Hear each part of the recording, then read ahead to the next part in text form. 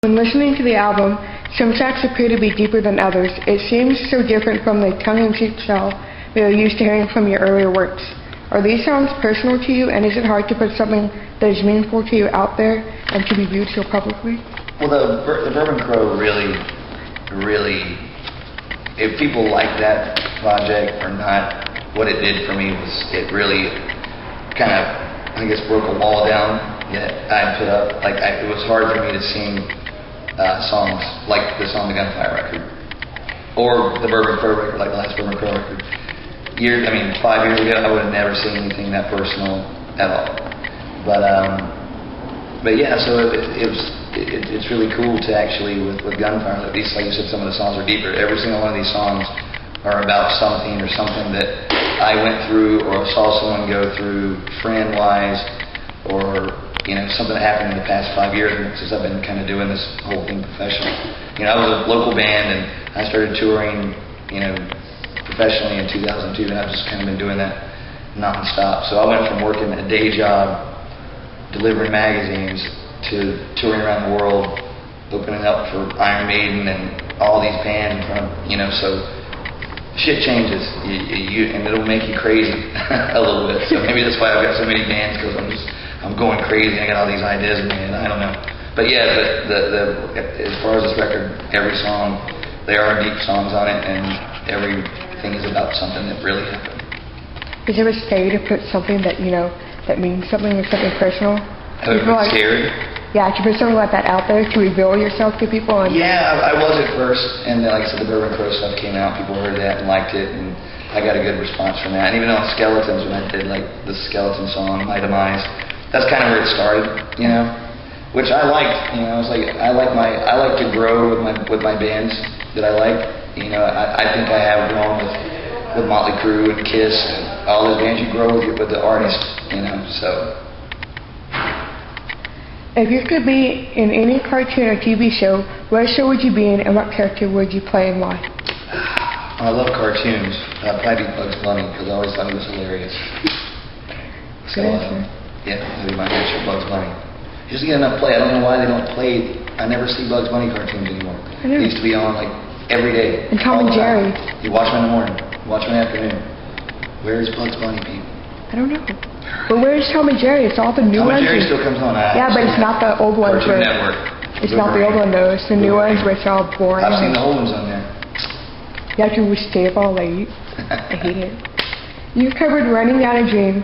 Was this one of your first efforts, consciously or not, to move your music more towards a more rock and roll sound and a way to jumpstart the idea for this band? I had always wanted to cover that song. I'm not like the Tom Petty fan that buys the All Access Pass to go to the show, go up front and rock out with Tom Petty. But I like all the hits I've heard on the radio just over the years. I think he writes great songs, but that song in particular, I wanted to cover that years ago, but I never did. And one day, I think I learned how to play it, acoustic, and then I plugged it in through an amp. I was like, this is a really heavy riff. And I don't know, I did a demo of it. I thought the demo sounded cool, and then I recorded it. So, and I think that's cool to do stuff like that, because it would be expected for me to do a Alice Cooper song or a Kiss song. When you hear, Wednesday 13's doing Tom Petty, you go, what? Yeah. And so that's why I like to pick covers and do obscure things like that. Lately, a lot of record stores have been closing. How do you feel about this, and what is your views on downloading? I didn't understand your question. What's the first part? Lately, a lot of record stores have been closing. Uh-huh. How do you feel about this, and what are your views on downloading music?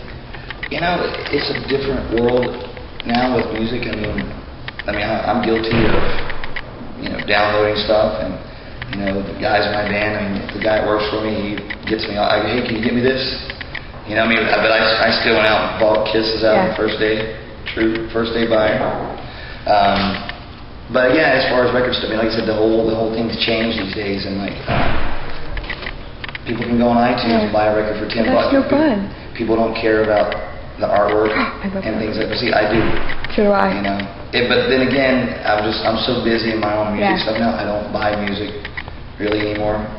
There's still certain things I'll get, but as far as record stores closing out, people are it's a different it's not like it was when I was a kid. You had to go to the record store. Yeah. You didn't have the computer. You had to wait for that monthly magazine to come out to find out when your bands were touring and what was going on. You know, but now you have the internet. Yeah. People don't have to do shit. Yeah. People stay home and they're lazy and. So for like your records, they're like never anywhere. Yeah. I remember I pre-ordered it like in August. But see, here's the good thing with the thing like the internet, where it's great is that people can't find my record. Yeah. They go on iTunes and buy it. I still get paid for it. They still get the record. So it is a great thing, and that's why record stores they charge too much. You know? But then you have all the charges on iTunes and stuff. But I like having it physically in my hands. I do too. I get to look and see what the artist came up with and what their lyrics actually are. It's just the industry and everything's changing. Yeah. I don't know. I don't know where record stores are going to be. I mean, they're going away. You know. It's sad. In a majority of the interviews, a popular question is to ask if the Murder Dolls are going to reunite.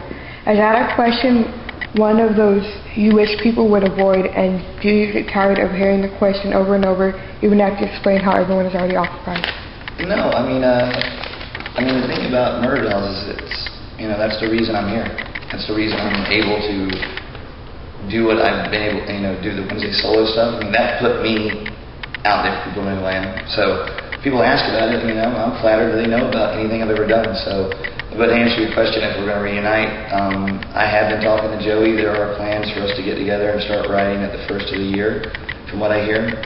But this is all through text between me and him. There's no official word. He says he wants to do it. I want to do it if he wants to do it. So hopefully you will see. I don't know. But then again, Slipknot could do a new record first of the year, and then there's another. So fingers crossed. I'm pulling for it too. Is there anything about you or something you like that might surprise people? That I like?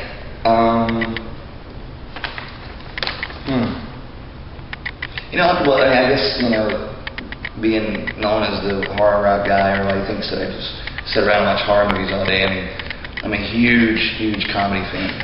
I love old TV shows. I'm a huge. This is something people don't know. I'm a huge fan of the show Friends. I own all the box sets.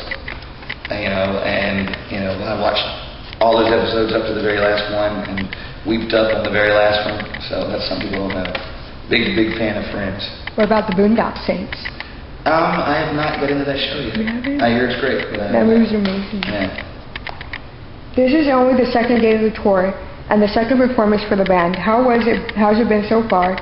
Is performing with this band different than the other bands you've been in? What can we expect to see live?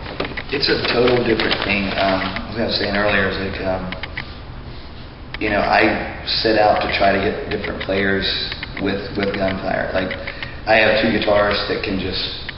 Oh yeah. I don't know what they're doing. I can't play it. I mean, I play guitar. I'm not a lead guitar player. These guys are lead players, and I never had two guys that did that kind of stuff. So that's a really cool thing, and I really wrote this record with two guitar parts in mind that these guys can change off. Got a great drummer. He's a solid guy, but he's not a guy that's trying to, hey, look at me, I can do all these tricks. But he's a good, solid rock drummer. And I've got a fucking great bass player, and so it's a different vibe than Murder Dolls, Wednesday 13, anything. And I don't have a guitar, so last night, first show, I come out, I'm excited, I don't know what to do, I don't have a guitar, I just got to sing, so I came out, and I just was nuts, my knees were busted up today, but I had fun. Yeah. And the audience seemed to like it too, because I don't think they'd ever seen me on that kind of level. I mean, because I was doing something different, and that's been really cool at Gunfire. I've been able to reinvent myself and do things different. I don't have to do the Wednesday 13 show, but I am still playing Wednesday 13 songs live because people want to hear them, and I still like playing them. This is my first time ever seeing you live, so I'm excited. Tonight will be something interesting for you. Well, thank you, Wednesday. That's all the questions I have. Thank you.